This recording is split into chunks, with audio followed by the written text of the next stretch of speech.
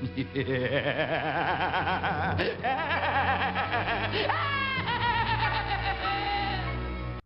evening, ladies and gentlemen. We're gonna go for cheese. Okay, yeah, that sounds good. So it's Halloween. Yeah. Apparently, which is an American.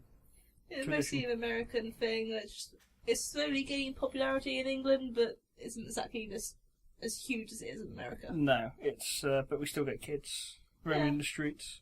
Yeah, and people throw parties and stuff.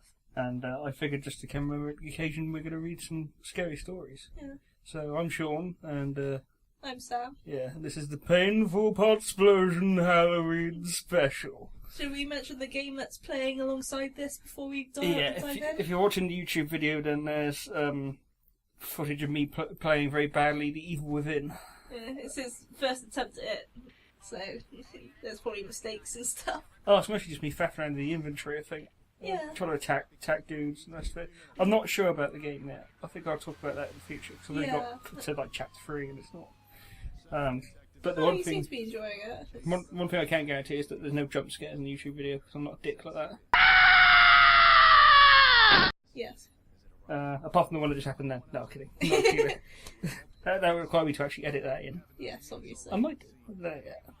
See how much of a massive dick I am. Okay. So I've just cherry-picked a load of random creepypastas. You're going to hear lots of clicking, by the way, because I've got my laptop here. Yeah. I'm smart, and thought I'd just read them off the screen rather than read them off a bit of paper. Then again, if we had the paper, it would be full of rustling, so... Exactly, so, I'll try and boost some of the clicking and sort of bits and pieces, but... Yeah. I've chosen my favourite one. To begin with, I love this one, and there's a couple of versions online, but I thought I'd just read it out and we'll probably take the piss out of it as we're going along. Yeah, I think so. This one's called The Masterpiece. Now, if this was that show that they used to have, Are You Afraid of the Dark? They pour some salt on the campfire.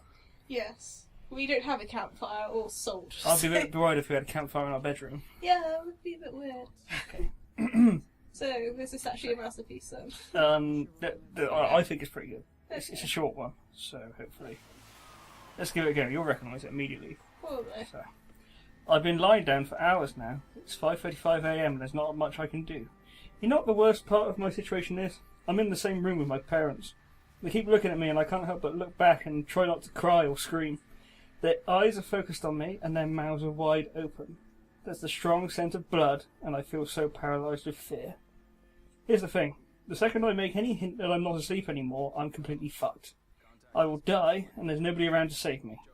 I've been trying to think of a way out, but the only idea I have is to rush for the door and run outside the front door and scream for help, hoping any neighbours will hear me. It's risky, but if I stay here, I'll surely die. He's waiting for me to wake up and see his masterpiece. You're probably wondering what's going on. I do get ahead of myself sometimes. About 3 hours ago, I heard screaming from the other side of the house. I got up and went to check on the noise before realising I had to use the restroom. Do that so often there. Go check something, I realised actually I really need to pee. Yeah. Well, there was a scary noise, but at the same time, bathroom. Yeah. Instead of doing the smart thing and investigating, I used the bathroom first. Good plan. Yeah. I could have gotten myself killed right then from my stupid actions, but I actually did my business and took a peek outside the bathroom. There was blood on the carpet. I got very worried and ran back to my room, hiding under my sheets like the pussy I was. Tried to convince myself to go back to sleep, that it was just some really vivid dream or something. But I heard my bedroom door open. Like the terrified child I was,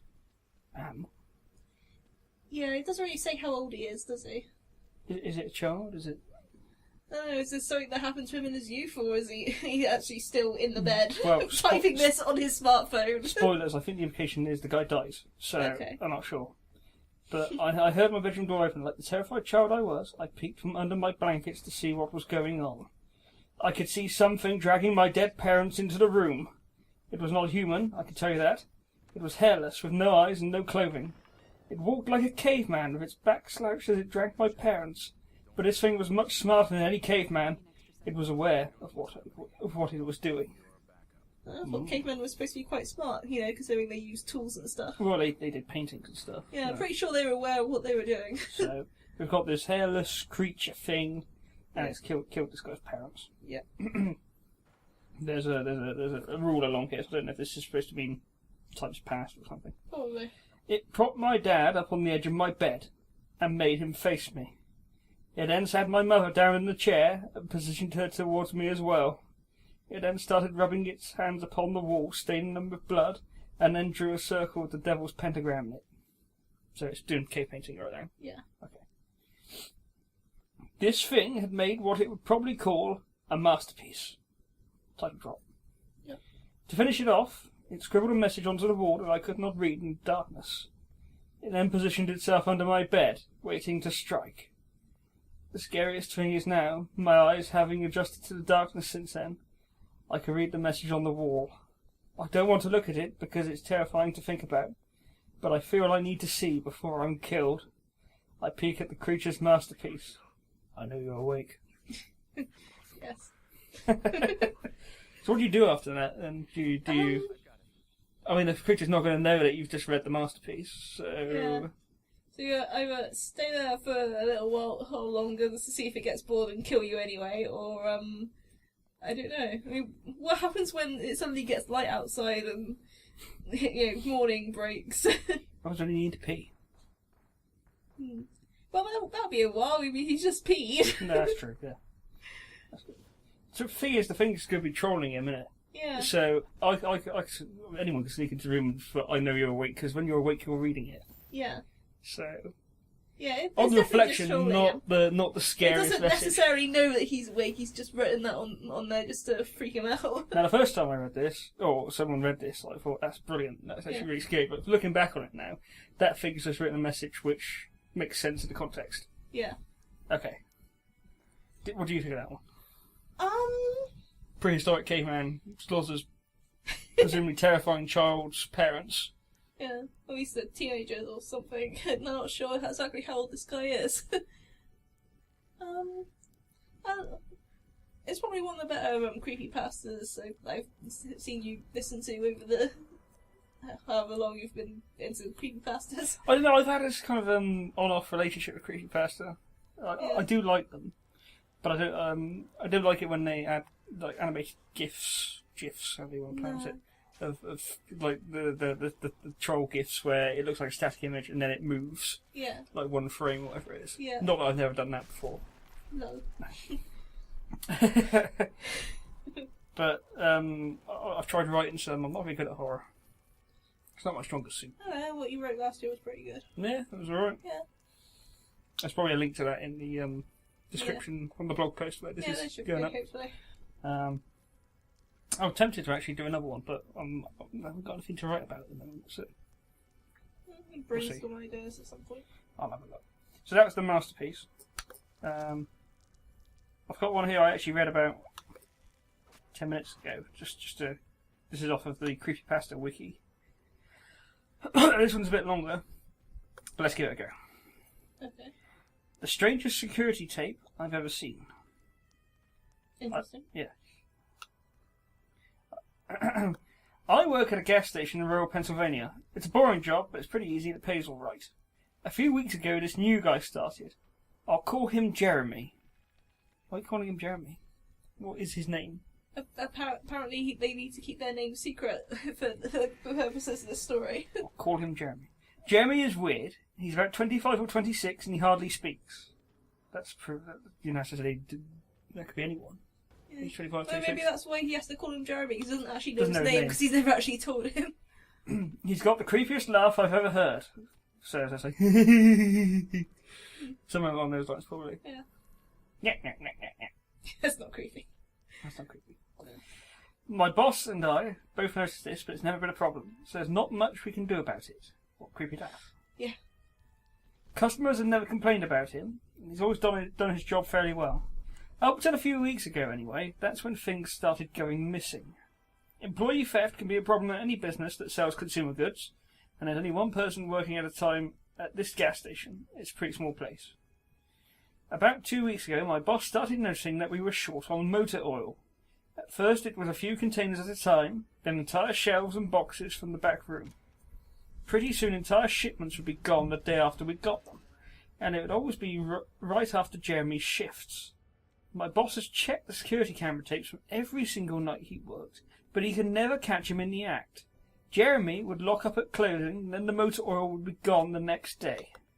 So Jeremy stealing oil, basically. Yes. But apparently he's being very smart about it somehow. So far, the only terrifying aspect of this is the book's not bouncing at the end of the year. Yes. Undeclared losses! Oh my! Not the shrink. My boss usually takes the tapes home with him to try and catch Jeremy stealing, but his daughter had a softball game last night, so he asked me to watch the tape for him. He offered to pay me overtime under the table, so obviously I took the offer. There are 3 cameras, so he gave me 3 different tapes to check. I figure it'd be a long night, but I'm trying to save up for Good thing it's It's weird. I don't know why I suddenly said that. Let's try it again. I figured it would be a long night, but I'm trying to save up for vacation, so I really need the money. I took the tapes home, popped them in an old VCR, and sat back. Frankly, it's just a miracle he's got a VCR. Who the fuck's got a VCR these days? Maybe it's a very old story. Pennsylvania, 5 years behind everyone else or something. Possibly. 2 days ago, the last time he worked, Jeremy started at 4 p.m. Everything seemed pretty normal at first. He counted up his drawer, switched off with the girl who was working before him, and waited for a customer. The first person who came in was Mrs. Templeton. The timestamp on the video read 4:03. A regular. She picked up her cigarettes and a newspaper and paid for 20. Nothing unusual there. The next customer was some local guy named Ron. He drives a motorcycle, usually comes in every few days. He filled up his tank, got a bag of beef jerky, paid with his credit card, and then left. Next was some guy with a cowboy hat. I've never seen him before, but we get plenty of strangers passing through, just like at any gas station. He got $40 worth of diesel fuel, paid a $100 bill, dick, and went on his way. I sat back inside. The only thing more boring than doing this job is watching someone else do it, or read about someone else watching someone else doing it. Sorry, I added that bit. Yeah, obviously. Yeah. My boss's offer was enough to keep me watching though, so I left the tape on. Everything seemed pretty normal. I had a feeling that if Jeremy was stealing motor oil, he knew that we were suspicious of him by now. I didn't expect him to be dumb enough to let us catch him on camera. Things stayed boring and routine until about 5 o'clock. At 5:03, Mrs. Templeton came back in. She must have forgotten something. But she didn't. She bought the same pack of cigarettes as before, and the same newspaper. She paid with another 20. That's odd, I thought, but then again, she's a little absent-minded. I thought Jeremy should have told her she already got her smokes, but it's not against the rules to sell someone the same thing twice. That's when Ron came in again. He bought another tank of gas for his motorcycle again. I later checked the outdoor camera because I thought maybe he had another car he wanted to fill up, and the same pack of beef jerky. He paid with his credit card again. No big deal. I thought this was just a weird coincidence. Mrs. Templeton is forgetful, and Ron probably owns more than one Harley. Lucky guy. That's when the guy in the cowboy hat came back in. I felt a chill run down my spine. Don't get diesel. Don't get diesel, I found myself whispering to my empty living room. But he did. He got $40 worth of diesel fuel and paid with another $100 bill. Guy's loaded. Every move he made was identical to his first visit, right down to the way he scratched his nose before he walked out. Either this guy is rich, owns a lot of trucks, and just moved into town, or something really bizarre was happening. I kept watching. Do you not think to check the timestamp just in case this Jeremy person managed to get the tape and just stitch in Stitch it together and loop it. An hour loop? To be fair, the timestamp is actually increasing here. It's going up an hour. Yeah. So maybe, but yeah, as you said, Jeremy could just be a whiz with After Effects or something. Yeah. Well, that's a bitch getting it back on the tape though. I know. That means you'd have Very to talented man. take it off the tapes onto a computer, digitally edit everything, and then somehow record it back onto the tapes. Yeah, without anyone noticing you doing it as well. I mean, he could have spliced it by hand, but then that implies he's got all the tools and knives and all the bits to copy film. It's not an easy process. It's not an easy process, no. It's dangerous stuff as well, chemicals and all the rest of it for handling films, and I don't know. So something suspicious is going on here. Yeah, very suspicious. Jeremy is serving the same people over and over. Basically. Where was I? Okay. Every customer for the next hour was the same as before. Every single one. I was seriously freaked out, and then at 6:03 Mrs. Templeton walked back in. She bought her cigarettes and newspaper again and paid for 20 again. I thought I was going to lose it. Calm down, man. Yeah. I only watched another half hour before I started fast-forwarding through the rest. It was all the same. Every customer would come in at the exact same times, exactly 1 hour apart. Now I know what you're thinking. That sneaky motherfucker Jeremy had messed with the tapes. See? Does it actually say that? Yes. He's on to us, see, this guy. Oh yeah, he does. Yeah. He had run a loop of his first hour of business over and over. That wasn't the case. There were windows around the cash register area that the camera covers, and I watched the sunlight fade as time ran on. Jeremy's routine didn't loop over. He swept, mopped, and restocked, and did all his duties exactly as you would expect. But the same customers kept coming in. Huh. Genius. This guy's like employee of the fucking year. Yeah, how the hell you They manage get the this? same people to pay for shit over and over. Yeah. What's the problem? I was panicking at this point. Something was seriously wrong with what I was seeing, and I had no explanation for it. I skipped ahead to when he locked up and walked back to his car. He hadn't stolen anything, but I kept watching just to make sure. I fast-forwarded one last time to about midnight. At exactly 12:03 out of nowhere, Jeremy's face pops up on camera. I don't mean he moved his head into view. I mean that 1 second the store was empty, and the next second his face was all I could see. He wasn't looking at the camera, he was looking at me. I was sure of it. I screamed and fumbled for the remote. By the time I grabbed it, he was gone, just as soon as he had left. One frame he was there, the next he wasn't. My hands were shaking like crazy, but I popped in another tape. The other indoor camera shows the back area, by the cash register. And I would be able to see how he got up to put his face in the camera like that. I skipped ahead to 12:03, but there was nothing. I would have been able to see him standing on a chair or something on this tape, but he wasn't there. I didn't see him enter the store at all after he left. It's like he really wasn't there. He doesn't know the security code, and no alarms were triggered that night after he locked up. What I did see, however, was that at 12:03 the motor oil vanished off the shelf. All of it. Same as Jeremy's face. 1 second it was there, and next it wasn't. I turned the tape off and went to bed, but I didn't get a wink of sleep. It's only motor oil, you know. Very expensive. Very expensive. My body is exhausted right now, but my mind is racing. That tape was undoubtedly the creepiest, most disturbing thing I've seen in my life. You need to get a fucking life, mate. That's okay, yeah, just a face popping up on a tape and some motor oil vanishing. And I mean, also again, the same people coming in over and over and over again doing the exact same things. what's the problem? They're paying money for it. Yeah. As long as the money's in the cash register at the end of the day, True. boss should be promoting this guy. Jeremy, you're a fucking genius. A little bit creepy, but you've done well for the business. Yeah. So Apart from all the motor oil that's that what keeps actually happened, and that they actually got all the money and stuff. That's in. it, the end. I work in a few hours. My boss asked me to bring the tapes back in and let him know what I found, but really, what the hell am I going to say? Jeremy works the night shift tonight directly after me.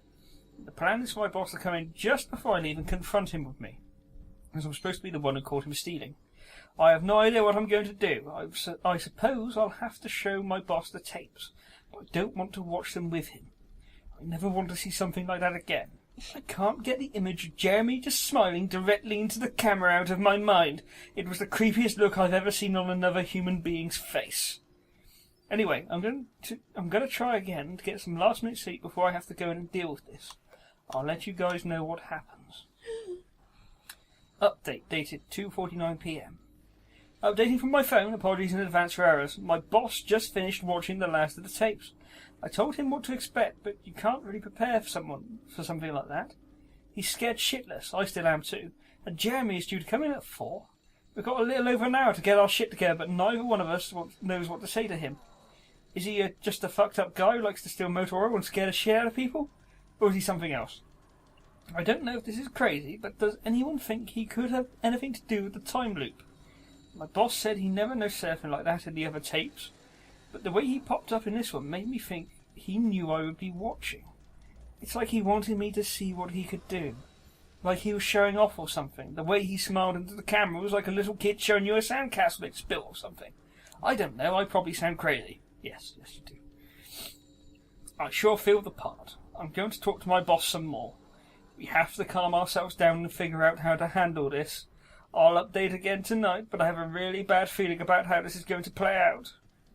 Update, 4:33 p.m. No sign of Jeremy. Tried calling him, but his phone has been disconnected. We're calling the police. Update, 5:33 p.m. No sign of Jeremy. Tried calling him, but his phone has been disconnected. We're calling the police. Update, 6:33 p.m. No sign of Jeremy. Tried calling him, but his phone's been disconnected. We're calling the police. Update, 7:33 p.m. No sign of Jeremy. Tried calling him, but his phone has been disconnected. We're calling the police. Update, 8:33 p.m. No sign of Jeremy. Tried calling him, but his phone has been disconnected. We're calling the police. Update, 10:58 p.m. Holy shit. Holy shit, holy shit, holy shit. I just got home and saw my previous updates. Things make less sense now than ever. Here's what I can tell you. I went to work. Jeremy never showed up. My boss and I decided to call the police, as you're well aware. Yeah, I fucking am. Yeah. When I picked up the phone to call, though, the sun went out. I shit you not, that's what I thought happened. Apparently I blacked out for exactly 5 hours, because when I looked at the clock, it was 9:33. I think I got stuck in Jeremy's time loop, and I snapped out of it at the exact point I blacked out, if that makes sense. But that's when things got really weird. My boss was right next to me when I blacked out, ready to corroborate my story to the cops. When I came to, the phone was in my hand, but it was dead. Not even a dial tone. My boss was right there, but he wasn't moving. He was standing up, but frozen. I looked at the clock again, and it wasn't moving. The second hand was stuck on the 12. It was 9:33 exactly. The clock on the register, computer screen, wasn't moving either. My phone was frozen. There was even a customer at the register waiting for my boss to get him cigarettes. I'm betting that would have been his 5th pack of the day. I got the fuck out of there. Didn't lock up, didn't turn lights out. Sorry guys, I didn't grab the security tapes to upload on the internet. It's probably the last thing on my mind as well. Yeah. Because, again, pain in the arse, you'd have to get the software to actually pull the tapes off and put them online. You can't just feed VHS into YouTube yet. Yeah, plus he keeps saying that he's absolutely scared what was on these tapes, so why would he suddenly say, you know what, I'm going to go through these tapes again so I can put them on the internet? And who's going to sit and watch 5 hours of footage? I know. Unless you're just going to edit it and get the juiciest bits. Believe me, the gas stations on a major highway and cars were parked all along it, except they weren't parked, they were frozen. People inside were sitting still as wax statues. I got in my car and prayed that it would start. Thankfully, it did. About halfway home, time started up again. Surprised that the car can move, actually, given that time's frozen. Yeah, apparently. Static from the radio turned into music, like it's supposed to be. No shit. And from what I could tell, by listening to the host talk in between songs, no one noticed the time freeze, or whatever it was. I was the only one. Well, I'm sure Jeremy noticed as well. I still have no clue where he is or what he's doing. I'm hiding in my room and calling the police again in the morning. I don't know if I ever got through to them, or if I did, whether they took me seriously. I'm scared for my life at this point. I'll update tomorrow if I can. Final update, 10:33 a.m. I finally fell asleep last night around 4 o'clock. I have no idea how I did it. I guess exhaustion finally got the best of me. This morning I woke up to my phone ringing. It was my boss. He'd been calling me since about 6. He woke up when time turned back on last night and immediately called the cops. They came by to see what was wrong and he told them everything. The police around here are all small-time guys. They were more concerned with the missing motor oil than anything, but my boss figured he would take it as long as he had their attention. They decided to go looking for Jeremy. So, yep, typical police. Yeah. Okay, sure, crazy time loop, but we'll take on the motor oil case. Yeah. We keep all our employees' applications on file, and since Jeremy just started working here, his was easiest to find. They checked the address on it and headed over to his house. You're not going to believe what they found. The address Jeremy listed on his application was an empty lot. Or at least now it is. There used to be a house there, but it burned down in 1993. Being a small town, almost everyone remembers that fire. A family of 4 used to live there way back when. Rumour had it they had an estranged son who they never really talked about, but I can't say for sure if that's true. What I can say is true is that after an insurance investigation, the fire was ruled as an arson. The entire house was soaked in oil and torched with a Molotov cocktail. The entire family was sleeping when it happened. None of them survived. They never caught the guy who did it. Rumour has it that when they tried to contact their estranged son, no one could find him. Anyway, my boss called me and told me this, and I freaked out. Then he asked me to come to the gas station. What, are you crazy? I said, but he assured me that the cops were there with him. and he dropped a bomb. And the FBI were also in town, and they were going to talk to me one way or another, so I might as well come in.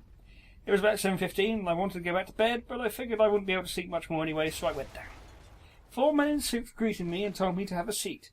We went over everything 2 or 3 times until they got all the details down. I told them about Jeremy, the security tape, last night at work, everything. Finally, after I finished, one of the agents said, "Oh Christ, we've got another one on our hands." Then they made me sign a bunch of papers saying I wouldn't tell anyone about what happened, so I can't say much more. I might be breaking the law just by posting this. Well done, shithead. Well done. So now I'm home. I'm not sure what to do with myself. That agent's words when I told him the story are going to haunt me for the rest of my life. Anyway, I've got to go. I have some errands to run today, and then I have to go into work to pick up some tapes. My boss and I think this new guy, Jeremy, he's a complete creep, is stealing motor oil, and I have to watch security footage to see if I can catch him doing it. I have better things to do. My boss is paying me overtime under the table, and I'm trying to save up for vacation, so I could really use the money. Should be pretty simple. The oil always goes missing right after his shifts. I figure I'll just watch the tapes, catch him in the act, and that will be that. So, time loop. Yeah, so basically the entire thing's a time loop. Although you would expect someone to post, if he's posting this online, Yeah. or like this post has been marked as a duplicate, like 1 of 10. Yeah, probably. I have a couple of theories.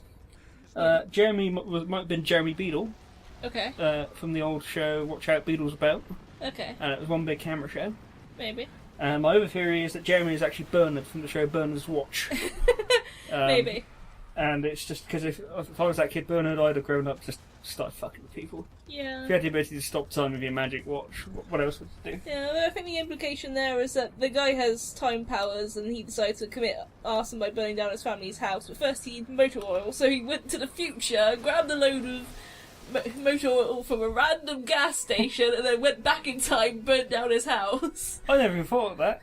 That seems to be the implication, but Wow. that just sounds really, really ridiculous. That's a long way to go just to burn down your family house. I know. So what did you think of that one? It was very, very weird and long-winded. It was a bit, wasn't it? It was it was more of a kind of curiosity you'd expect to see in like Tales of the Unexpected, which was Yeah. the old show that we used to have on the TV in this Yeah. country, wasn't it? Yeah. Where all the episodes were written by Roald Dahl. Mm.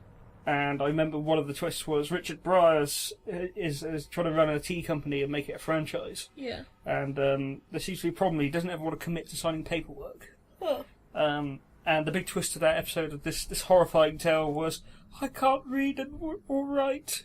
Oh my god. I know. I think that was pretty shocking back in the day. But Yeah. when you watch it again, you're like, really? That was the twist? Yeah. I thought it was going to turn out like he'd hacked his wife up or something.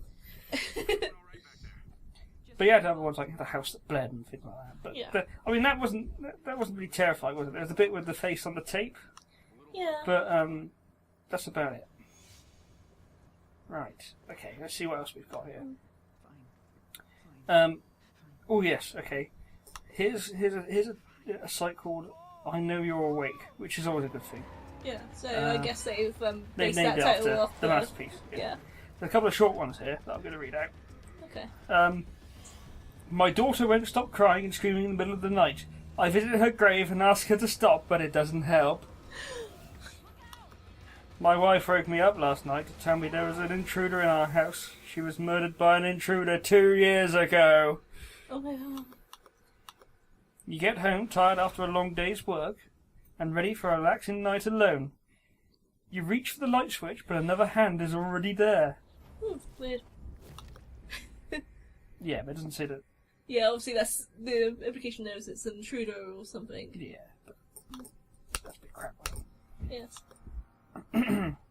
I woke up to hear knocking on glass. At first I thought it was the window, until I heard it come from the mirror again. Again? Yeah, oh, that wacky mirror man just keeps knocking on our mirror. Turns out he's just a patient in a mental ward and it's one of those two-way mirror things. I don't know, I'd be tempted to, so you referencing that game, Evil Within? Maybe, well, I'm just basically saying it's one of those mirrors that's actually a window on the other side, so the I see. doctor's on the other side that's kind of trying to wake you up for your meds or something. So you have to deal with that. Basically you get a bit of paper and you say no salespeople, Yeah. no religion, no politics, no creepy murderers, no demons, and then you stick that on the mirror. Yeah. facing inwards, so the writing's Yeah. facing the mirror. Yeah. That'll clear up your mirror mount problems. Yeah. They leave you alone after that. Normally, You hope like, so. oh, sorry, didn't realise it was being an inconvenience. Yes. I don't know. There was a picture in my phone of me sleeping. I live alone. Okay, creepy. After working a hard day, I came home to see my girlfriend cradling our child. I didn't know which was more frightening, seeing my dead girlfriend and stillborn child, or knowing that someone broke into my apartment to place them there. Huh. I can't move, breathe, speak, or hear, and it's so dark all the time. If I knew it would be this lonely, I would have been cremated instead. Huh. Makes you think. Yes. I begin tucking him into bed, and he tells me, Daddy, check for monsters under my bed. I look underneath for his amusement and see him, another him, under the bed, staring back at me, quivering and whispering, Daddy, there's someone on my bed. Yeah, I've never heard that one before. That one's quite creepy. I like Yeah, that that was one. quite creepy. That one's and then you punch the thing on the bed. Really hard. Yeah, but which one's the one that's actually your child? Because presumably he's just taken that child into his room and put him on the bed. So, Yeah, what's underneath the bed? Yeah. Because normally when you're putting a child to bed, you take him into the bathroom, make sure they brush their teeth first or something. It depends how old the child is, really. So you're saying that we can't trust that the one on the bed is necessarily the real one? Yeah, it could be the one under the bed that's the monster. Okay. That's a difficult It's one. a head scratcher. I don't know how you deal with that. Quick, son, tell me something only you would know. Only you would know! I'm free. There's a lot of stuff I don't know. I can't sleep, she whispered, crawling into bed with me. I woke up cold, clutching the dress she was buried in. There's nothing like the laughter of a baby, unless it's 1 a.m. and you're home alone. Creepy. No, I'm not going to scroll too far down, because it's creepy images. Yeah. There's Tumblr and stuff. Tumblr. That's a punchline. Yes, Tumblr. Right, here's another one I've pre-read, so I know where this is going. Okay. Again on a Creepypasta wiki. Okay. This one's called They're Everywhere. Oh dear. I can't help it, Doctor, they're fucking everywhere. Nobody knows but me. Knows what, Larry? About the demons, they're everywhere. Tell me about the demons, Larry. What do they look like? Leathery, shiny black skin, spindly limbs with single claws for feet, wings like a reaper's cloth. And the eyes! The man on the couch shudders. What's wrong with their eyes, Larry? They're huge and they take up half the face. They don't even look like eyes. They're like a million eyes clumped together. And they're red. Okay, enough about what they look like. What makes them so terrifying to you personally? Do the demons have an attraction to you? What is it you don't like about them? Well, I know all kinds of things about them. They go into graveyards and crawl into the earth and feast on the flesh of corpses at night. They get into food and poison it with their own vomit. They eat rotting carcasses of animals right off the sides of the roads. They float around people who don't notice them, but they pop their claws into their flesh and inject them with disease and rot and all the pain of all the corpses they fed on before. Yeah, I've actually just clicked on something there. Hang on. Spoilers, Teenage Mutant Ninja Turtles. They're disgusting, loathsome creatures, and okay, Larry, now tell me where you've seen these demons. Everywhere in the park, they hover in the air behind families and people don't even see them. Then they pop their claws into their flesh and they inject disease and... Okay, Larry, you've said that before. Now, I need to see you twice a week from now on. Are Wednesdays and Fridays good for you? Larry nods as he is led out of the door by 2 escorts in white. When it opens again, the psychiatrist's secretary walks in. Did you find out why that schizophrenic won't eat anything? Yes, I'm afraid he'll have to be force-fed for a while longer, though. He thinks demons are everywhere, poisoning food. We're going to have to find a way to get rid of his pteronarchophobia. What? The fear of flies. Yeah, I kind of figured that was it. Yeah. That's. And again, that's a twist there, I think. I thought that was quite nice. Yep. The moment they said about the eyes, I think, that's just like fly's eyes. It's a fly, isn't it? It's a fly. He's scared of flies. Yeah. I mean, yeah, flies are gross. They throw up on stuff and they eat dead people and... Yeah. Look, I lose AC over it, though. No. It's the spiders that crawl into my mouth at night I'm more worried about. Yeah, spiders don't actually crawl into your mouth, though. Yeah, I mean, they're usually clever enough to not do that. Yeah. I've got one here. I'm going to read the title out. Okay. Not sure you want to hear about this one, but this one's called Normal Porn for Normal People. Okay. I have pre-read it. It's not. It's not smut. It's not smutty. Okay. It's just a bit weird. It's creepy. Creepy being the entire point of creepypasta. Yes. Alright, let's hear it. You willing to give it a go? Yeah. Uh-huh. You sound thrilled. It's fine. Everybody knows that if you surf the web long enough, you'll see some pretty sick shit. Rule 34. Yep. This is especially true if you intentionally dwell into the dark underbelly of the internet, the dark web. Yes. I've seen quite a few things I don't care to admit to, but one thing I'll always remember is a site called normalpornfornormalpeople.com. Who would type that into their browser for a start? Someone who's very worried that they've got extreme fetishes and want to just check. Just want to check. So they go to a site specifically for normal porn for normal people. Yes, just to see how it measures up against the stuff they've been watching. The first strange thing about the site was that I didn't find it by actually looking for it. No, of course not. Yeah, go on then. Pull the other one, it's got bells on. It was emailed to me by someone I didn't know. Yeah, those Nigerian scam artists always sending me porn links. The email was as follows. Hi there, found this site is very nice, thought you might like. Normalpornfornormalpeople.com, pass it on for the good of mankind. Kind of shit I usually get in my inbox, to be fair, but not usually porn links. Usually scam artists. Yeah. Your account has been hacked, please sign in with your details. Oh, okay, I'll go to this random blog that's got wp-admin/hackville or whatever it is in the web address. Pretty standard issue chain letter, although the URL and the last remark really piqued my curiosity. I was having a very boring day when I got this, so I made sure my antivirus was working and I clicked on it. I always get bored and look at random porn links, don't know about you. It was a very average, very generic looking site. Like GeoCities, I guess, or something. Yeah. It gave the impression that the creators just barely gave a shit about making it look professional. The author seemed to have a very tenuous grasp on English, and on the front page was a long, boring and incoherent rant that I don't remember or have saved. Well, thanks for telling us about it. Yeah. The site had a strange tagline, which even today people haven't figured out the meaning of, which was, Normal Porn for Normal People. This is normal porn for normal people. Yes. Like a local shop for local people. Yes.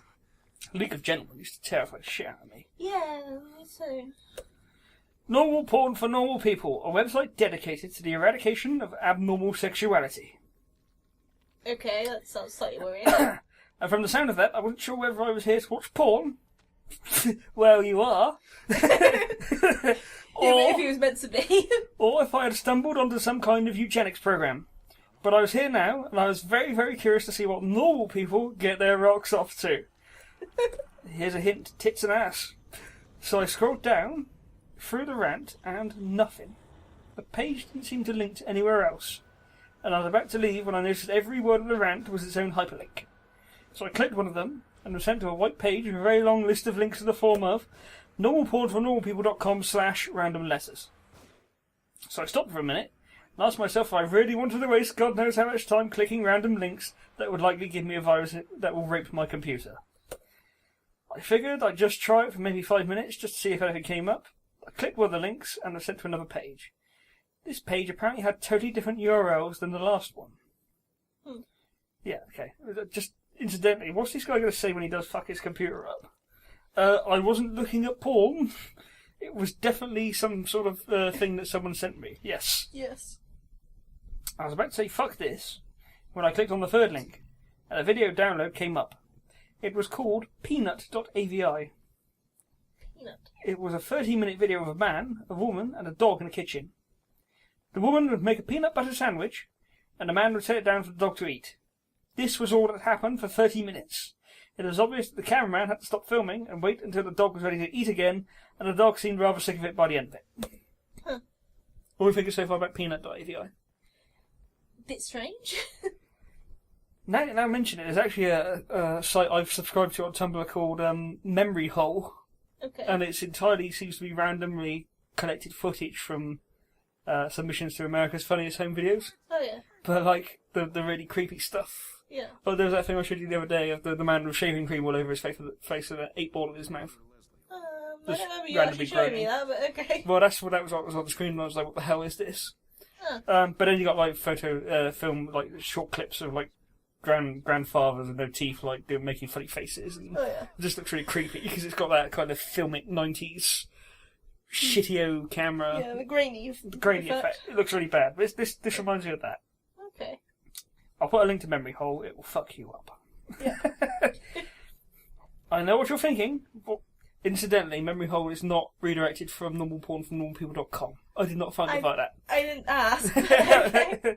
just anyone listening is going to say, how the hell did Sean find this Memory Hole thing? What kind of hole was he looking for? Okay. You find the weirdest crap. I find the weirdest crap. I know what you're thinking. What the hell does this have to do with porn? I have no clue. I've seen a little over 24 videos to the site, and the majority had no sexual activity at all. This man's very disappointed, I think. Yes. After watching Peanut.avi, I went on a certain image board I frequent, 4chan probably, yes, Probably. to play online show and tell like I always do with weird shit like this. But someone had already made a thread about it. Some guy had received the same chain letter I did. The image board thread got lots of people with nothing better to do to dig through the site, and that's how I saw the other videos. 4chan. Yeah, that's what 4chan does. Most of those 24 videos were very uneventful and consisted of people talking to the cameraman in a room with nothing in it but a desk and a few chairs. I mean, literally nothing on the walls in terms of furniture. The whole room had a very cold, sterile feel to it. Okay. The conversations were just idle banter about previous jobs or embarrassing childhood moments. I kept expecting some kind of discussion about what the people were filming or what the site was about. But of course nothing. You would never know these videos had anything to do with porn if you saw it out of context. It's because they don't have anything to do with porn. Yeah, it's just the Even in name. context. It's like clickbait, isn't it? Yeah, it's basically you've just accepted as a load of clickbait. Well done, mate. I will say one thing though, the people who appeared in these videos were quite attractive. Like the implication that he still got his rocks off. Oh, God. Oh, that fucking dog. Yeah. Eat that peanut butter sandwich. Oh, God. Yeah, you make that sandwich. You make that sandwich. You wait for that dog to digest that sandwich. However, the other videos that actually did feature content, which I suppose could be called sexual, is where things got weird. Okay. I'll give brief description of the stranger videos. If you're really eaten up with curiosity, you can try to hunt them down our torrent site. Yeah, sure. Lickedclean.avi. A 10-minute video filmed by a hidden camera in which we see a repairman working on a washing machine for the first 2 minutes. When it's fixed, the repairman talks to the owner briefly and then leaves. The owner checks to make sure the repairman is gone, and he begins to lick all over the top of the washing machine. This goes on for 7 minutes. That's weird. Yes. Jimbo.avi. A 5-minute video of an obese mime performing his act. It was actually pretty funny, particularly one part where he pretends to pull up a chair, then pretends that it breaks because of his weight.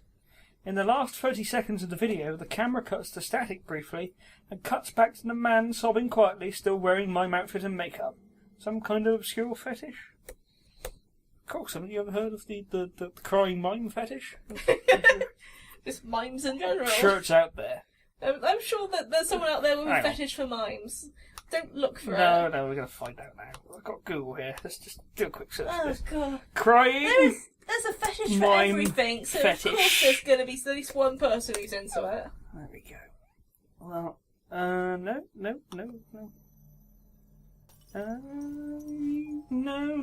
No, just a lot of artsy-fartsy pictures. Okay, so it's not a well-known thing. So, that's probably the one fetish that doesn't exist. Okay, good to know.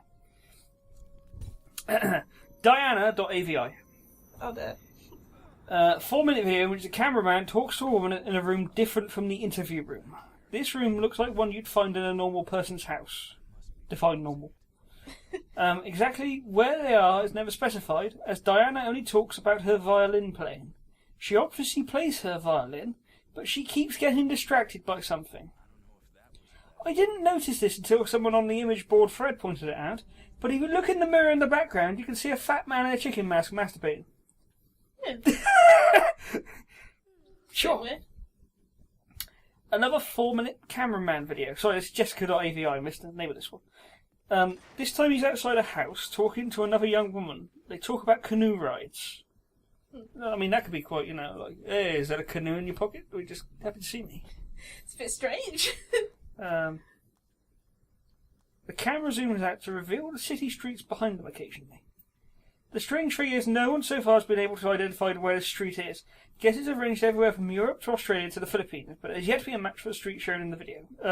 Google street map, that's people find all there. these things, Yeah. Tongue-tied.avi. 10-minute video. The first 5 minutes consist of an elderly woman making out with a mannequin. Yeah. The video cuts out like it did in Jimbo.avi halfway through, and the scene is now a group of mannequins huddled together in a circle around the camera. The lights have been dimmed, and the elderly woman is nowhere to be seen. From this point on, there is no sound. Creepy? Creepy, but not particularly scary. No, it's kind of creepy. Stumps.avi. Stumps. Okay. 5-minute long video where a man with no legs is attempting to break dance on a DDR mat in what looks like the kitchen from Peanut.avi, but much dirtier. Okay. That's a bit strange. I will be honest, I quite want to see that, actually. That sounds... I'm intrigued. Yeah. There's a radio playing music unseen in the background, but it stops at the 4-minute mark when the man collapses on automatic exhaustion. He breathes heavily and pleads for someone off-screen to let him rest. The off-screen person becomes terrifyingly enraged and yells at him to keep dancing, which he does. You can hear this off-screen person begin to scream as the video ends abruptly. I think the person's David Lynch. I think what we've found here is David Lynch's home movies. Maybe. Privacy.avi. The woman from Diana.avi is masturbating on a mattress in the interview room, while the man from Stumps.avi walks around on his hands while wearing some kind of goblin mask. Yeah, there's no comment for that, really, is there? I got nothing. Wow. The door in this room was always closed in other videos, but now it's open. In this video, the only light is in the room, and the hallway is dark. Near the end of the video, you can see an animal quickly run through the hallway. And finally, the last video we uncovered is useless.avi. Let's see if there's... The names don't mean anything. I was wondering if there's going to be like some sort of message, like licked clean, Jimbo, Diana, Jessica, tongue-tied, Stumps. No. Privacy. Useless. No. In this 18-minute video... Ooh, going for length now. Yep. That's what she said. Oh, God. A blonde woman from one of the previous interview videos is tied down to a mattress in the interview room. Okay. She attempts to scream, but her mouth is taped over. After 7 minutes, a man in a black suit and mask opens the door, but he does not enter. He holds the door open for the animal that was running in the hall in the previous video. It's revealed to be an adult chimpanzee, its hair shaved and its entire body painted red. It seems to be starved and abused, with several wounds along its shoulders and back. Bit weird. When the chimp enters the room, the masked man closes the door behind it. The chimpanzee sniffs the air for a moment, it may have been blind, and notices the woman tied to the mattress. It goes into a frenzy and begins to maul her. The assault goes on for a grueling 7 minutes. This bloke watched every single minute, apparently. Yeah, apparently. Goes on for Timing a it. grueling 7 minutes until the woman finally dies. The chimp eats flesh from her corpse for 4 minutes as the video ends. Terrible. The thread exploded with activity after this video was uncovered, and people discussed it long into the night.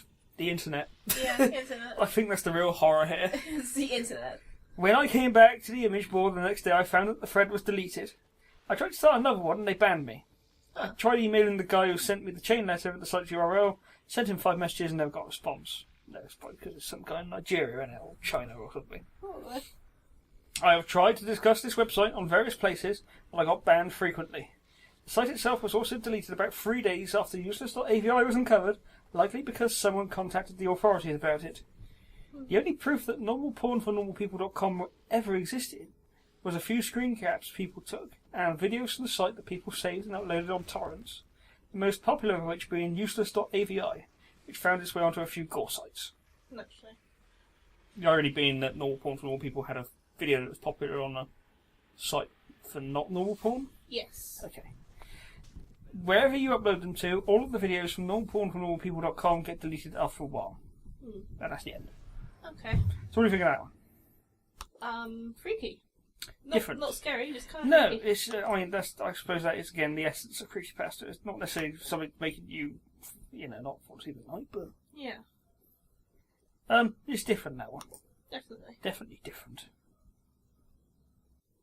I don't suppose you got any creepypastas you want me to read specifically? Not specifically, but then I don't go around collecting them normally. Okay. Maybe if we do this again, you'll have to try and find some. Maybe. Okay. What was that one you listened to the other day with Mr. Was it the tree or leaf? Or... I can't remember what it was called now. I've listened to quite a lot. There's Markiplier's done a few, and then there's guy who did Chocolate Rains, read a few. It might have been the Chocolate Rain guy reading it. I can't remember that one was. No. But there's a very good site called Chilling Tales for Dark Nights, which I listen to, and they record using professional voice actors, not some idiot in his bedroom or on his laptop. They get professional voice actors to do it. So I'm tempted to actually download some of those actually because they're pretty good. Okay. There's a plug there. We're not getting paid any money for this endorsement. No. I got one here. Bad dream. Okay. Daddy, I had a bad dream. You blink your eyes and pull up on your elbows. Your clock glows red in the darkness. It's 3:32 a.m. Do you want to climb into bed and tell me about it? No, Daddy. The oddness of the situation wakes you up more fully. You can barely make out your daughter's pale form in the darkness of your room. Why not, sweetie? Because in my dream, when I told you about the dream, the thing wearing Mummy's skin sat up. For a moment, you feel paralysed. You cannot take your eyes off of your daughter. The covers behind you begin to shift. Creepy. I quite like that one. Yeah. I actually prefer the smaller ones. The short ones are, when they're long-winded, they seem to take all the shock value out there. Yeah, I do. Oh, here's a good one. Oh, yeah. Don't close your eyes. Okay. Last night, my son came into my room. I woke up to him looking down at me with wide eyes. This was pretty unusual. He usually slept peacefully through the night, and never had any nightmares of any kind. What is it, sweetie? I asked softly. I can't sleep, he replied. His eyes began to water a little bit, but he kept a straight face. What's wrong? I sat up and began to rub my eyes until my son interrupted me and pulled my hands away. Don't close your eyes, Mummy. It comes closer when you do that, he whispered. I stared at him. Tears began to fall from his eyes, and I realised he hadn't closed them since he came to my room that night. I looked out past the chilly, empty hallway and into my son's room. Nothing. After hearing my son suck in a horrified breath when I closed my eyes, something creaked in the house. My eyes opened to a dark, mangily hunched-over figure staring back at me with white, bloodshot eyes. It kept its gaze on me and mine on his. It felt like a staring contest, only whenever you blink you lose, and it moves forward to greet you. I always hated games like these when I was a child. We've gone through 2 bottles of eye drops. Good thing I stocked up on an extra bottle. You might never know when you need them. The last one is almost gone now, and my son and I are drying up again. The figure in his room has made its move a couple of times from our mistakes and hasn't strayed from my doorway since. 2 hours. There's only 2 more hours until the sun is expected to come up, but I don't know if we can last it that long. I remember how great it feels to envelope my eyes under my eyelids. It's at the side of my bed now. My son cries with his eyes open, and it looks like it's helping him. It's too bad I'm the one with the case of dry eyes, and now I could feel its horrid, stinking breath upon my face. Creepy. Yes. No, the last 2 have been pretty good, haven't they? Yeah. Shock value ones. I'm surprised that one they weren't able to grab a phone or close the door and lock it or something. I wonder if the white-eyed thing is related to the thing that was doing the masterpiece. Maybe. Do you think these monsters have a club they meet up at? It's like, yeah. I think hello, so. Steve. I was scaring last night. Oh, it was a little girl and her father. They shat themselves inside out. It was hilarious. And then I ate his face. I tend to think it more of a pretentious artists club where they're saying, "Oh yes, that's rather. I like what you did there. It was very avant-garde." God, the way his entrails were sprayed all over the walls, absolutely fantastic. Tracy Eminent high. I got one here, The Whistling Man. Okay. It's a rainy night and you are lying in bed texting a close friend. It's past 12 o'clock and the rest of your family is sound asleep. As the raindrops tap against your window, you notice another sound that doesn't fit in. Although the sound is coming from outside, it seems as though it is coming from inside of your house.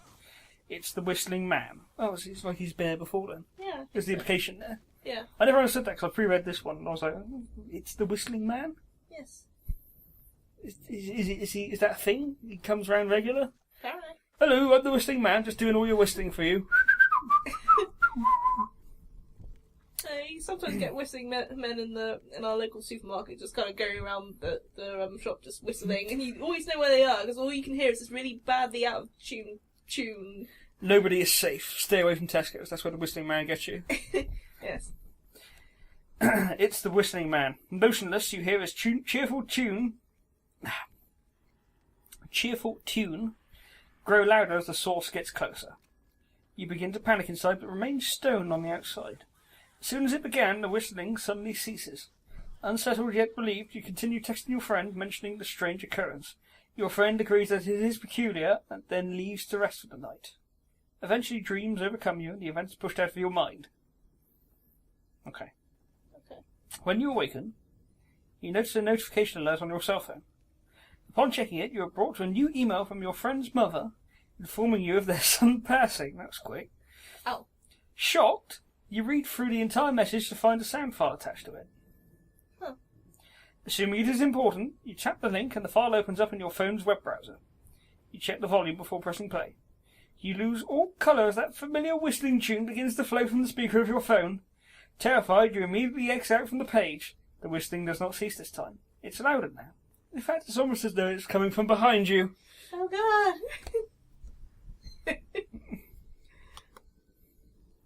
I'm going to start whistling at night now just to creep you out. Don't. Be a bit weird. Well, I mean, what tunes is he actually going to be whistling now? Benny Hill theme, I don't know. Right. For the last few, because I think we've only got like a fucking cap this in a minute, because my voice is getting pretty sore now. Yeah, right. I think I've got cold starting as well, so it's not this. Yeah. We're almost there now. Fantastic. I'm going to just randomly read a couple from Encyclopedia Dramatica, Alright. which is scary enough in itself. Notice there's a nice Yeah. animated gif of naked women there. Yeah, tits. I've got the sound turned off because I always expect someone on the Encyclopedia Dramatica to be a troll and put some sort of horrible face that pops up on screen as you're reading. So I know some of the gifs down the side here actually do move occasionally. Yeah. So I don't know if any of these are any good. I haven't pre-read any of these, so let's just give it a go. The Railroad. My cousin and I had gone to San Antonio, and we heard rumours of some haunted railroad tracks. The story was a school bus full of children had stalled on these tracks for a train coming. The train was going too fast for there to be time to get the children off, so they all died. When we finally found the tracks, we stopped the car, parking it right on the railroad tracks. Why would you do that? Yeah, I'm pretty sure that's illegal as well. Also, suicidal. Very suicidal. We were both a little nervous and scared and waited for something to happen. Just when we were about to leave, the car started rolling. We were both too freaked out to do any more than grab each other and gasp, eyes wide, mouths open. After what seemed like an eternity, but was actually less than 5 minutes tops, the car stopped rolling. We looked around and we were off the railroad tracks. Now that may not seem spooky, but what we saw next scared us enough to jump back in the car and make that 6-hour trip home that night. Both of us got out of the car and walked round to the back. After the first 6-hour drive, the car had accumulated quite a bit of dust on it. That's not scary now, but what was scary was the little sets of handprints all over the back of the car, all the size of children's hands. I mean, that's not scary, really. That's like That's quite a helpful ghost, really. yeah, it's like Casper the Friendly Ghost and his friends. You know, just making sure that you don't commit don't suicide. get killed. There's a nice image here of a creepy ghost girl approaching you and eating your face, basically. It's nice. Okay, that's nice. Yeah. As long as it doesn't move, I'm cool. Sarah O'Bannon, I know this one. This is a classic one. Okay. Coffins used to be built with holes in them attached to 6 feet of copper tubing and a bell. The tubing would allow for air for victims buried under the mistaken impression they were dead. In fact, that's true, wasn't it? That's actually Yeah, I think so. Yeah. In a certain small town, Harold, the local gravedigger, upon hearing a bell one night, went to see if it was children pretending to be spirits. Sometimes it was also the wind. This time it wasn't either. The voice from below begged and pleaded to be unburied. "Are you Sarah O'Bannon?" Harold asked. "Yes," the muffled voice asserted. "You were born on September 17th, 1827? "Yes." "The gravestone here says you died on February 20th, 1857. "No, I'm alive. It was a mistake. Dig me up. Set me free." Sorry about this, ma'am, Harold said, stepping on the bell to silence it and plugging up the copper tube with dirt. But this is August. Whatever you are down there, you sure as hell ain't alive anymore, and you ain't coming up. Creepy. Oh, I hate that one. It's like a little image here of like a dead face peeking over into the bed. I can't see from this angle. Yeah, that's just a black square. Can't see the white eyes in it? No, black square. You try to troll me now. No, really, that's just a black square from this angle.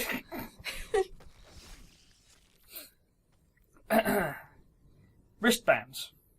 When you are admitted to a hospital, they place on your wrist a white wristband with your name on it.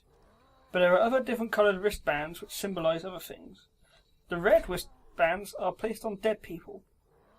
There was one surgeon who worked the night shift in a school hospital. He had just finished an operation and was on his way down to the basement.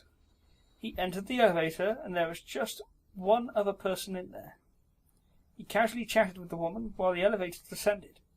When the elevator door opened, another woman was about to enter when the doctor slammed the close button and punched the button to the highest floor. Surprised, the woman reprimanded the doctor for being rude and asked why he did not let the other woman in. The doctor said, "That was the woman I just operated on. She died while I was doing the operation. Didn't you see the red wristband she was wearing?" The woman smiled, raised her arm and said, "Something like this." I quite like that one. Yeah. That's a good one, actually. It's like a good punchline. Yeah. Oh, dear. Just have a quick look here on it. Creepypasta. I might have to do that this year. So there's a website I found called Creepypasta, and it's got some really terrible creepypastas on it. Okay. Just awful, but they're all fucking massive, which is probably why they're not. Yeah, probably why they're terrible. They put too much detail in and took out all the scary. I think that seems to be the formula for a good creepypasta, is keep it short and sweet. Yeah. Hit the, scare factor. Yeah. I mean, obviously they fall apart if you look into them too much. Yeah. But... Okay, just a few more then. Might go for another half an hour, and then we'll see. Okay, how's your voice? I'm alright. I'll just have a quick drink. This week's podcast is sponsored by Schweppes, the best lemonade. Okay.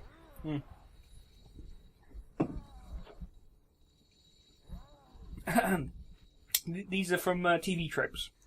Alright. Recommended from various conversations. No name on this one. There was a hunter in the woods who, after a long day hunting, was in the middle of an immense forest. It was getting dark, and having lost his bearings, he decided to head in one direction until he was clear of the increasingly oppressive foliage. Didn't take him out with him. No. Didn't tell anyone who was out there either. So No. Good idea. Smart guy. Smart guy. After what seemed like hours, he came across a cabin in a small clearing. Realising how dark it had grown, he decided to see if he could stay there for the night. He approached and found the door ajar. Nobody was inside. The hunter flopped down on the single bed, deciding to explain himself to the owner in the morning. As he looked around, he was surprised to see the walls adorned by many portraits, all painted in incredible detail. Without exception, they appeared to be staring down at him, their features twisted into looks of hatred. Basically, they all look like Peter Capaldi. Okay. Angry eyebrows, attack eyebrows. Attack yes. eyebrows, all angry. Staring back, he grew increasingly uncomfortable. Making a concerted effort to ignore the many hateful faces, he turned to face the wall, and exhausted, he fell into a restless sleep. Face down in an unfamiliar bed, he turned blinking in unexpected sunlight. Looking up, he discovered that the cabin had no portraits, only windows. Huh.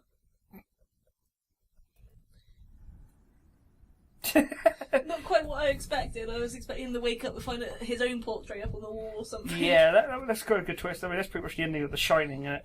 Yeah. Where Jack Nicholson is in the portrait of all the... He's in the photographs of all the hotel staff. Yeah. I mean, I always assumed that meant that the hotel ate people. Yeah. And absorbed them. Yeah. A lot of people interpreted that as meaning that Jack Nicholson's character was already dead. That's it. That doesn't make sense. No. I think it makes more sense that the hotel eats people. Yeah, I think so.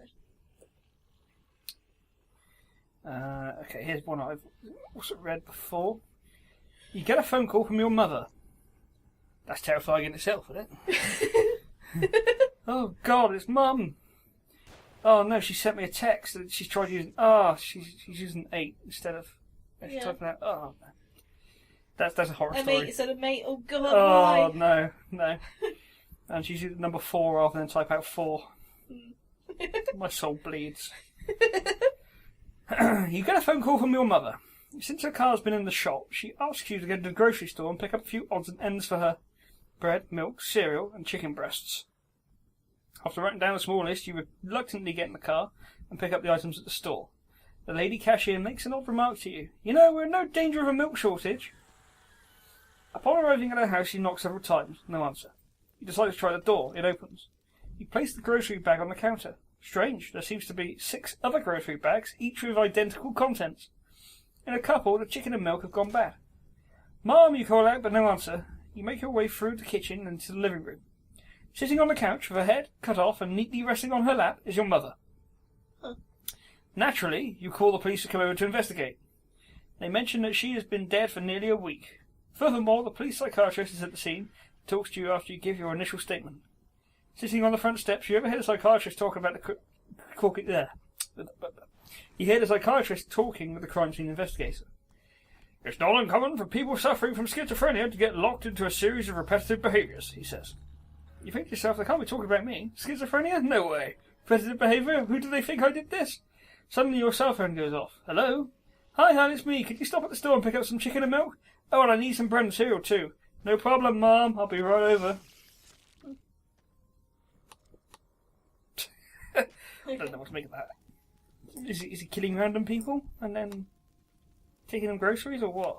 I don't know. Well, no, because all the groceries he had been buying was in that one house. Yeah, so that's not the best one. I got a long one here. Do you think we should do it? Is it just cap off? Yeah, right. Let's do the long one. Do one last long one. Yeah. This one's actually going to be it's been nominated for Creepypasta of the Month on Creepypasta Wiki. Okay. And the author here says it's his first creepypasta, and it was some real spur-of-the-moment microfiction, so it's probably not the best I can produce. Critique is very much appreciated, though. That's from Terminal Dogma. Okay. So here we go. This one's called Home-Cooked Meal. I had always been what some might call a picky eater. I sympathise with that. Ever since I was a little tyke, there were some foods I just wouldn't touch. No way, no how. Spinach, broccoli and Brussels sprouts, all the classic picky eater items made my list, as well as some odd ones like whole milk, popcorn and red meat. God, I hate red meat. Chicken and fish go fine by me, especially fried and crispy. Pork is sometimes okay, depending on the situation. But beef, veal, venison, mutton, all that stuff, you couldn't pay me to eat it. Too thick, too greasy, too, well, meaty, I suppose. It puts me right off. Fucking terrifying gif here, a minute. There's just this thing rushing the camera. Absolutely terrifying. Lovely. Being a picky eater at all, and preferring the company of my video games and action figures to that of a sports team or whatever, I'm really associated with this guy. Okay. This could be me. I wrote this. This is me. No. Being a picky eater and preferring the company of my video games and action figures to that of sports team or other more outdoorsy kids, I grew into your typical tall, pale, lanky, undefined teenage boy. To be frank, I sucked ass in gym class, and eventually I just stopped trying. And that combined with the fact that I hardly ate enough didn't exactly give me a figure of a young Adonis. Though most of my phenotype came from my mother's side, neither Chuck nor I inherited my father's blue eyes, thick blonde hair, or tendency towards clear skin.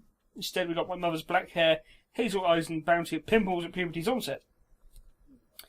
I had my dad's genes height-wise, so I shot up like a bean sprout. But try as I might, I never seemed to gain fat or muscle. Speaking of my dad, he was my best friend throughout the greater part of my childhood. He was a giant of a man, standing definitely above 6 feet. Of course, my childlike imagination, combined with my diminutive stature at the time, magnified his height greatly, and to me he seemed easily 20 feet tall. Not sure where this guy's going with this. No. When he let me sit on his shoulders, my little kid hands gripping tightly to his head through his well-trimmed, naturally blonde hair, I felt like I could see 3 blocks ahead. As I grew through puberty and started to shoot up to the old man's level, him and my mum constantly pushed me to eat more and get some real exercise. Though Dad had matured into somewhat pot-bellied but still mesomorphic office man working in claims adjustment, at my age he had been a real bodybuilder type, a buff, blonde beach dude who'd like to surf, skateboard, and hit the gym. He'd often pass tips down to me and my younger brother Chuck. He sounds like a nice guy. Yeah. Not scared at the moment, though. No. Twist must be coming, though. You gotta get your protein, guys, and meat's the best way to do that. Red meat gets you the iron you need in your bloodstream, too, he would advise, usually while driving us to or from school. Mom was usually busy around the house or at some charity event, so Dad tended to be our chauffeur and playmate in our youth.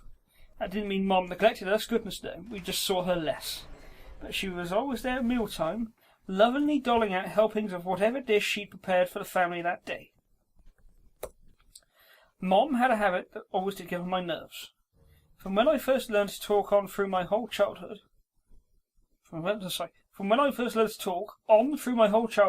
I would always be sure to tell her exactly which foods I did not like.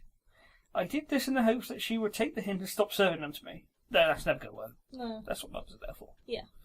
What I didn't count on was her persistence. She was a real health nut and believed ardently in the incomparable value of a balanced, wholesome diet. As such, she didn't like my dependence on junky convenience foods and wanted to get me eating things I didn't like. This meant a constant struggle between her, the loving but willful matriarch, and me, the stubborn little rascal who didn't want to eat his vegetables. Her methods were clever, though. When she learned I didn't like something, she never made it the same way twice. Interesting. Again, see, this is going in terms Yeah, of... the twist must be coming, though. It's got to be a twist here, so this is a long one, so we could be here for a good 20 pages of this guy telling us about his picky habits. Yeah, let's find out. stuff. Okay. I think an editor could have trimmed some stuff out of this. Yeah. If I turned my nose up at cabbage rolls at lunchtime, she'd make sure some cabbage would be grated into salad at dinner. When I shoved away a good hearty steak, she dished out ground beef sloppy joes the next day. She certainly was persistent, but I was a perceptive little bastard, and I caught on to her game early. There was one thing she always had over me in this game, though, and that was the emotional blackmail. I loved my mom, and it did tug at my heart a little to see her disappointment, but I turned my nose up at the meal she had slaved over that day. So eventually I would concede and half-heartedly pick up my food, moving everything around on my plate to make it look like I'd made an actual dent in it, and typically conclude my meal by saying that it tasted scrumptious and I was just stuffed. I've done that before. Sometimes I'd pull the old kid trick and slip something off my table onto the floor for our dog. This little gambit seemed to do the trick for Mom, and she was happy to see her son was at least giving her meals a try. Generally, we had a happy family, for a while at least. If things didn't go sour, why would I be telling this story here? Just clean my glasses a minute. Okay. Where do you think this is going to go? I don't know. I'm expecting it to turn out that they've been doing something weird with the meals or something. The sourness came when my parents started to drift apart. They say that 50% of all marriages fail these days, but it never feels as staggering of a statistic as when you're actually experiencing it for yourself. My dad started sleeping at the office, and my mum started sleeping with the postman. Ah. She couldn't handle my dad's disinterest, as the only thing he seemed to care about anymore was a tough case he was assigned at work. When Dad caught on to Mom's infidelity, he was furious, and my parents' arguments would last late into the night, waking the neighbours up with litanies of profanity. The divorce was ugly, and it hurt all of us. My mom got custody over us, but we were to stay at our dad's place every weekend. Both of our folks seemed, well, really broken for a while. Dad stopped working out, his beer gut grew, and his apartment started to lack any touches of care. As for Mum, a lot of her unhappiness was internalised. She seemed all well and good during the day, sure, but when Chuck and I would stay up playing video games, we could hear her in the next room quietly sobbing. And when we snuck downstairs for midnight snacks, we could see the empty wine bottles cluttering the kitchen counter. Eventually, Dad got a new girlfriend, Clara. Oh no, not Clara. Who really encouraged him to clean up his act. She was no wicked stepmother, she was a genuinely nice lady, an elementary school teacher actually. We were happy for him. Oh, it really is Clara. Yeah, this is going to turn out as a Doctor Who fanfiction. Yeah. His dad's name Danny Pink, just out of interest. We were happy for him.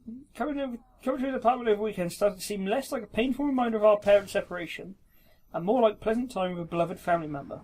But Mom's condition seemed to rapidly deteriorate.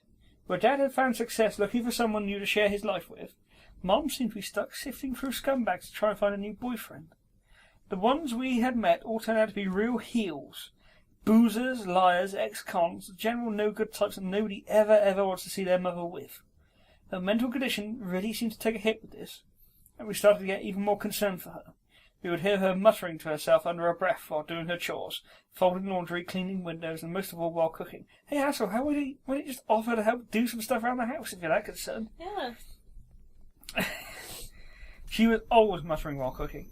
What came out audible to us were only a few tidbits, quiet murmurs that seemed to revolve around health and balance, various spices and ingredients, and serving the best.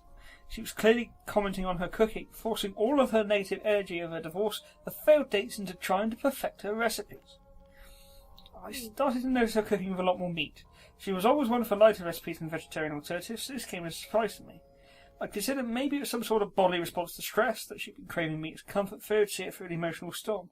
But her condition overall concerned Chuck and I greatly, and we urged her to try and speak to a professional about it. She would always give us a gentle little smile and say she planned on finding a therapist, but we never really saw her take any measures to this end. One hot, lazy Thursday night in July, Chuck and I were getting ready to head off to our dad and Clara's apartment, just 40 minutes away at a bus station in town close to my dad's office. We tossed our school books in a bag and carefully stored our Xbox 360 and some games to take along, as they were the only thing that we really needed to transfer between houses. Both our parents' homes had our clothes, toiletries, and a place for us to sleep. We gave my dad a call about an hour before heading off, but nobody picked up. The line felt ominously dead. I tried to shake off the uncomfortable feeling and focus on the facts of the matter. This was odd, as he knew our visitation schedule by heart, would be expecting a call from us by now, but I waved it off. He was probably busy getting something ready. Chuck's birthday was only 5 days away on Tuesday, and Dad had mentioned putting together a nice little celebration for him when our time had rolled around. So we tossed the last of our stuff in the trunk. Mom called us for a quick dinner before we went. Let's see where this is going. Yeah, same here. We sat down to empty plates, glossy white and clean as a whistle. The delicious smell of tomato sauce wafted from the kitchen, leaving me excited. Mom hadn't made spaghetti in a while, but hers was always the best I'd ever had. The noodles are simply the store-bought affair. You boil them and serve them, nothing fancy. But what really shines about it is her sauce. She makes it all from scratch, spices, herbs, ripe tomatoes, and works, and leaves it to simmer on the stovetop until the family is ready to eat. With a glance around the table, I noticed that only 2 places were set. I assumed Mom had eaten earlier, which was a little disappointing. Chuck and I liked to eat together with our Mum before leaving for our Dad's house. The last thing in the world we wanted was for her to feel alone while we were off having family time with her former husband and his new significant other. But the aroma of lovingly homemade pasta sauce allayed such worries, and Chuck called to Mum asking if dinner was ready to eat. She came in with a piping hot strainer of pasta and wordlessly spooned out a portion for each of us. "I can't wait to eat, Mum. It's been too long since you made your special spaghetti sauce," Chuck chirped, earning a warm smile from Mom. She responded happily. "Well, Chucky, I'm glad to hear you like it. It always does my heart such good to have my work complimented. It was your grandmother's recipe, you know, but this time I've added some special ingredients of my own." Mom returned to the kitchen, presumably to get the sauce, and on her way out I noticed a smudged stain on the side of her shirt. It was tarnished red and formed a few small splatters against the plain light blue fabric. Tomato sauce, I presumed. Making it could be a messy endeavour, especially when the sauce started to boil and little bubbles at the top sometimes popped. Sneaking a glance into the kitchen, I noticed more tomatoey splatters on the floor and side cabinet. She must have spilled some. As Mom came back to the dining room with a bowl of fresh, hot sauce, all thoughts of tomatoes and mess evaporated from my head. I was just excited to eat Mom's spaghetti again. Mom's spaghetti. Yeah. Best M&M line ever. Yeah. His vomit on his soup, Mom's spaghetti. I added a little red meat to the sauce this time. You boys are growing, so I figured it's like your dad always used to say. The protein and iron will do you good and all, Mom commented calmly, ladling out hot, chunky sauce onto the plain pasta. "All right, enjoy," she said with a smile, and proceeded back into the kitchen. I dug into the pasta, hungry as ever and eager for a taste. I didn't even care about the meat, figuring I'd just pick it out and slip it to the dog. Actually, I did give a small chunk a try. I expected ground beef, but this was more of a chopped steak type deal, square hunks of muscle, evenly distributed throughout the sauce. It was softer than beef and really tender and juicy. It was light and had a certain sweetness to it I'd never tasted in beef before. It's probably veal or a special cut or something. I actually enjoyed this, even despite it being red meat. I eagerly went back for another forkful and another and another. Both of us went in for seconds, and our plates were practically licked clean by the end of dinner. Chuck turned to me and grinned, some red tomato sauce staining his mouth. "Mike, dude, this stuff tastes fantastic. I bet this is that fancy organic luxury beef from that hippie supermarket that's opened up down off of Route 9. I've got to ask Mum for a recipe. Maybe Clara will cook it for us at that, she exclaimed. That's a good idea, man. You go ask her. I'm going to go head to the bathroom. I think I got something stuck in my teeth, I responded, rising up out of my chair, belly full of tasty home-cooked meal.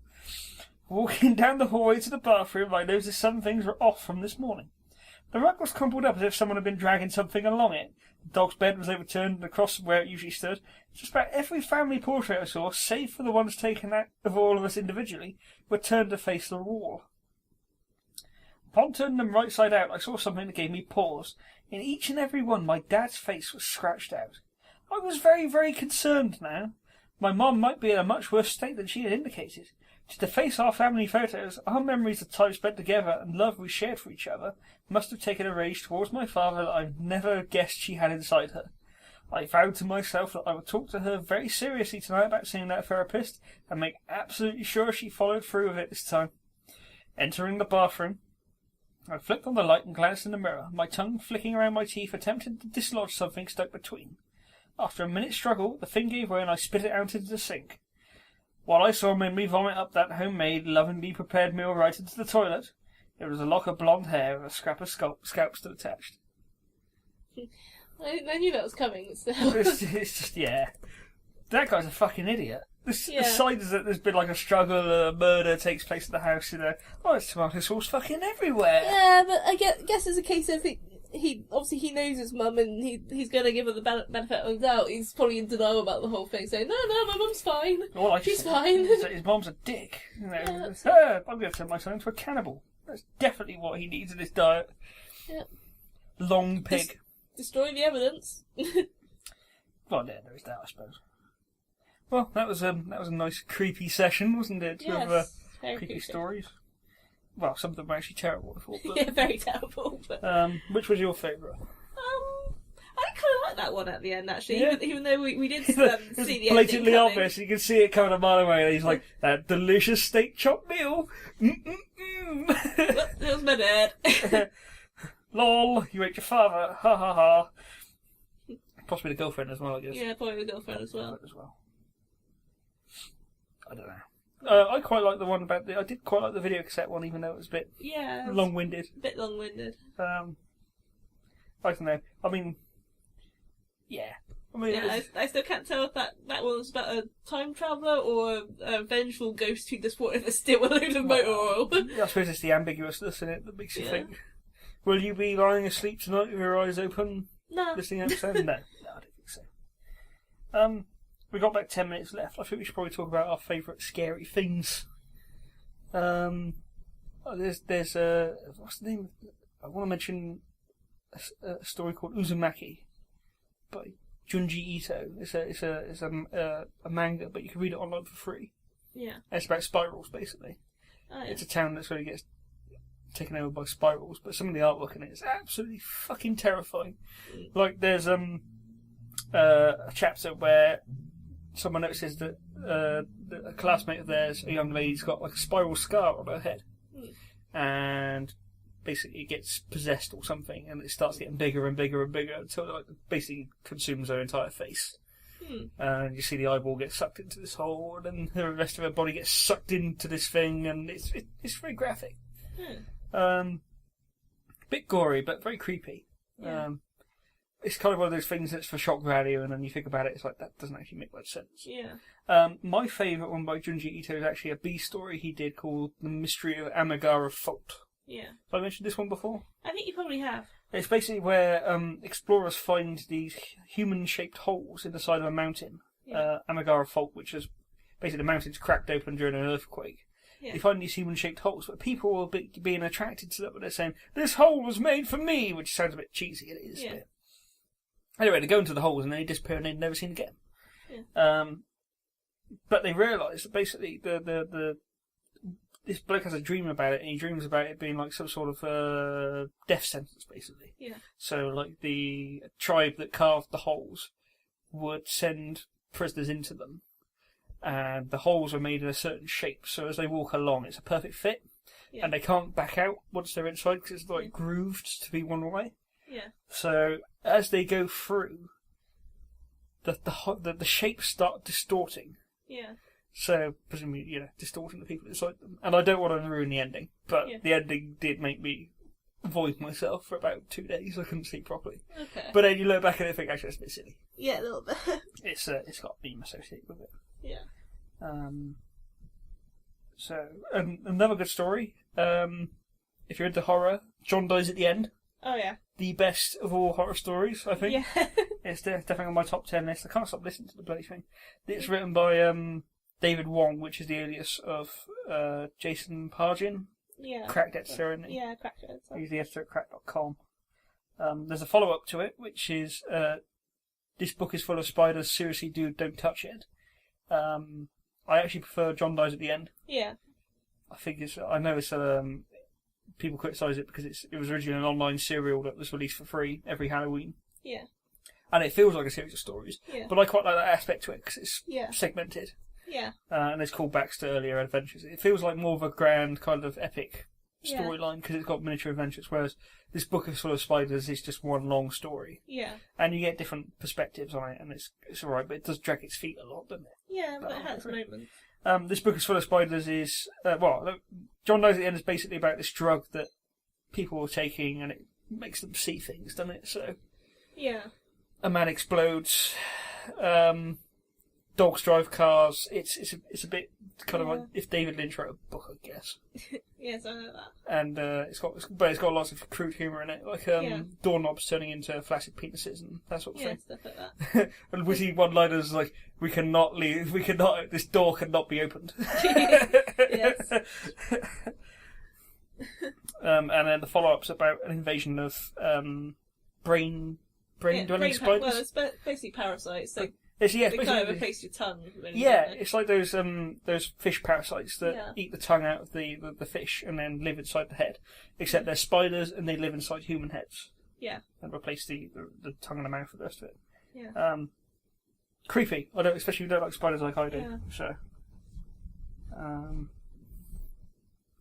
What was I going to say about books?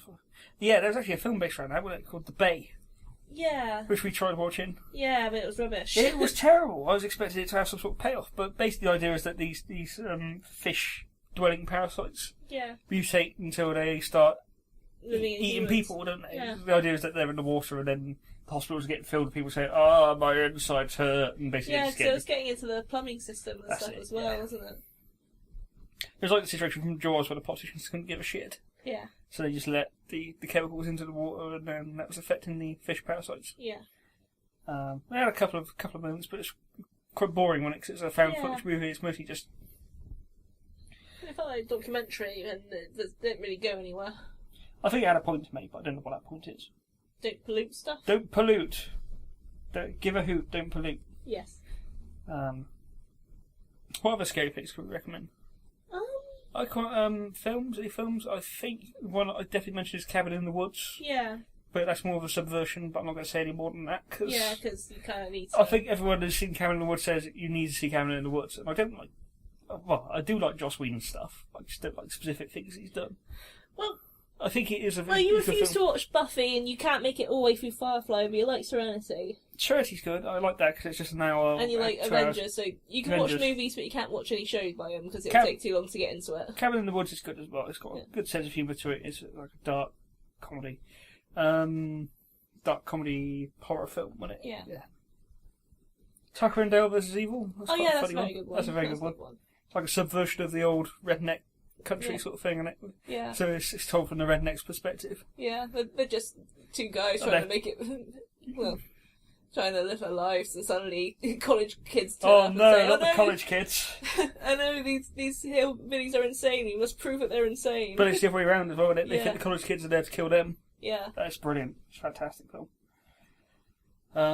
What other films would you recommend for horror? I don't tend to watch that many horror films. I like horror comedies, so I like Evil Dead. Evil Dead series is good. Yeah. Skip the first one, go to Evil Dead 2, then watch Army of Darkness, which isn't a horror film, it's an action film with horror tones. Yeah. No, I've never been really into gore fests or anything like that. No, I've always been more into psychological stuff than horror. Games. Resident Evil 4 is good. Yeah. Download that cheap these days. Yeah. It's like a better version of the game I'm currently playing, The Evil Within. Yeah. I guess. Original Bioshock, you were... Oh, Bioshock, yeah, but it's kind of a horror game. There's horrific stuff in it, but I wouldn't call it a horror game. Well, the original more than, like Infinity.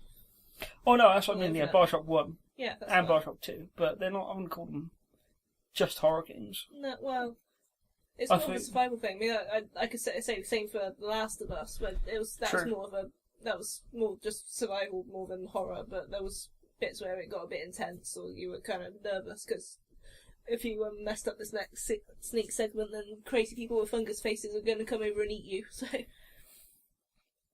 I find that takes the fun out of it, though. If you've got sneaking segments, it suddenly isn't so scary. I don't know, it kind of depends how well armed you are and how well you can fight off the people that are going to murder you when they come to get you, because if it's someone that you could probably beat up with just a couple of fists, then okay, it's not that scary, but if it's something that will kill you in one hit, then it gets kind of intense, in case of, I don't want these things to catch me. I don't know, I'm saying that, yeah, Evil Within had that segment at the beginning, which was quite scary, wasn't it? With the with chainsaw the dude chainsaw man. who's chasing you down the corridor. Yeah, but all the sneak segments after that, you weren't really. It frightened. felt like it feels like a tepid Resident Evil 4. Yeah. And I quite like in Resident Evil 4 you can take them out with knife blows and the rest of it. Yeah. You know, you're not completely defenceless. Yeah. I don't know, any other horror games that I don't play a lot. Yeah, well, these days, most of the horror games are indie titles, aren't they? Like Five Nights at Freddy's. I never play in that, it's too scary. No. I don't like jump scares. No. Oh, laptop's turned itself off. Well, Well, I think that's it for Halloween. yeah, I think so. Stay safe this Halloween. Yep. Be careful, because that trick-or-treater could be a knife-wielding psychopath. Yeah. Who wants to Even wear if your it face. is only a 3-year-old, it could still Yes, creepy 3-year-olds. Watch out for them, you know. Yeah, especially if they start singing nursery rhymes. Yes. La la la la la la. They're here. I can't remember what the one from the Freddy Krueger stuff normally is. Little Nightmare on Elm Street, because of course the little kids in that always sing a song. Freddy's coming to get you. So I don't know. Yeah, Some Freddy's variation of gonna that. get ya. Just think of other books and stuff to recommend. Goosebumps. I haven't read Goosebumps in years. Well, then again, those were pretty much creepypastas in themselves, because a lot of them weren't, absolutely terrifying. Weren't they? Some of them a bit weird, like the guy who's stealing hands. That was a bit weird. Yeah. You put the mask on, and suddenly the mask pretty much takes over your body. You can't take it off again. It becomes your face. Yeah. Yeah. I read the sequel to that, and basically the mask is just some old guy's mask. So the little kid who put it on, so he starts developing like arthritis, and he Yeah. limp and stuff. He gets really tired. It's not really scary. It's just a case of, oh no, I feel like a 90-year-old. Oh, say cheese and die with a camera that predicts how you're going to die. I remember Night of the Living Dummy seeming scary when I read that, but again, that's Night of the Living Dummy. It's basically child's play, but It really is. dumbed down a bit, so it's not quite as terrifying. I don't know, I have to get some Goosebumps, I think. I should still have a couple at home. Like, be careful what you wish for. Starring a Oh, girl. that's yeah, it's like that's first great. saying I want to be eternally beautiful and turns into a statue. No, actually, it. the book. Well, I don't know if the book ends different to what the TV episode was, but the one I read, it ends with the girl saying, "Well, every single wish I've made turns out horribly, so I'm going to make someone else have this. I don't know, give the wishes to the girl I hate, and let her deal with it." And then the book ends with the because the protagonist's name was Samantha Bird all the way, and everyone kind of kept teasing us about her surname. The end of it, the bully that she just gave them all the wishes to wishes that Samantha Bird becomes a bird, so that's how the book ends. This Samantha flying off into the distance. Creepy. Yeah, pretty much. Works better than being a statue, I guess. Yeah. I think that's it, pretty much, isn't it? Yeah, pretty much. We're 3 minutes over, so I'll just see if I play the time to get up to the nice round 5, but I think we'll have to leave it here. Yeah, I think so. Unless you got 8 plugs. Plugs? No, I've been No. I've been a lazy bastard the last month and a half. I am going to try to fix that and do some stuff, but Yeah. Ironically, the chapter we're working on for the World Tour would have been perfect this month because it's all horror stuff. Yeah. But that's still on hiatus. Yeah, so so yes. I have to see about getting that done, I think. Yeah, see how he's doing. But Good night. Don't let the bed bugs bite. And also, don't blink. Yes, don't blink. Don't. Don't blink and you're dead. Don't blink. Blink and you're dead. Or teleported to a different place. Yeah. They were a bit inconsistent, those angels. Yeah.